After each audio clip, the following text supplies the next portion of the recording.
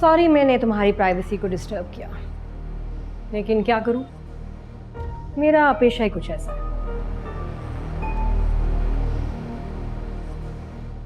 मेरा नाम है एएसपी राणा और मैं सारा के केस की इन्वेस्टिगेशन कर रही हूं।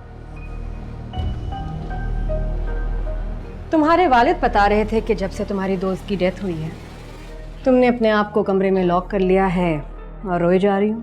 जब दोस्त दुनिया से रुखसत हो जाए ना, होठों पर मुस्कुराहट नहीं आ सकती।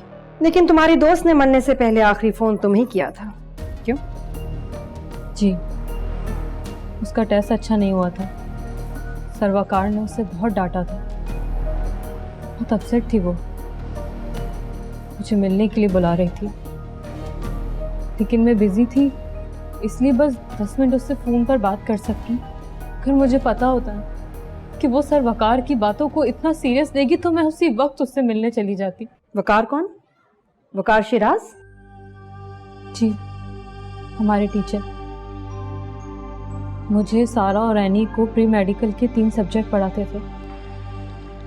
वैसे तो वो बहुत अच्छे इंसान है, लेकिन जब उन्हें गुस्सा आता है ना तो फिर वो किसी की नहीं सुनते, बहुत बेइज्जती करते हैं।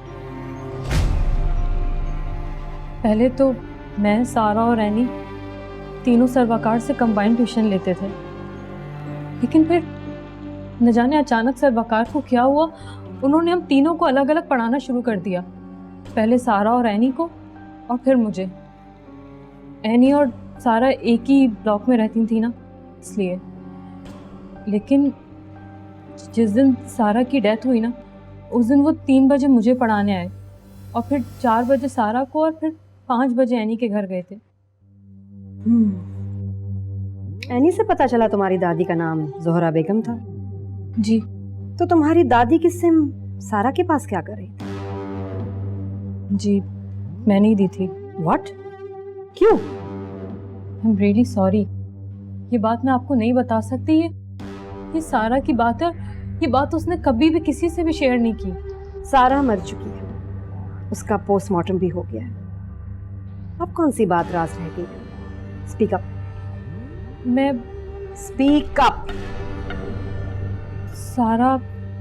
सारा सर्वकार से मोहब्बत करती थी, अपनी पहचान बताए बगैर उनके करीब रहना चाहती थी, उनकी आवाज़ सुनना चाहती थी।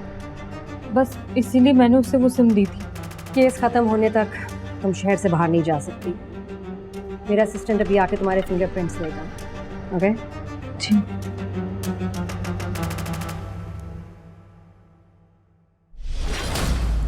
अगर सारा की बेस्ट फ्रेंड एनी है तो उसने ये राज तुम्हें क्यों बताया? पता नहीं मैडम, ये बात तो सारा ही बता सकती थी।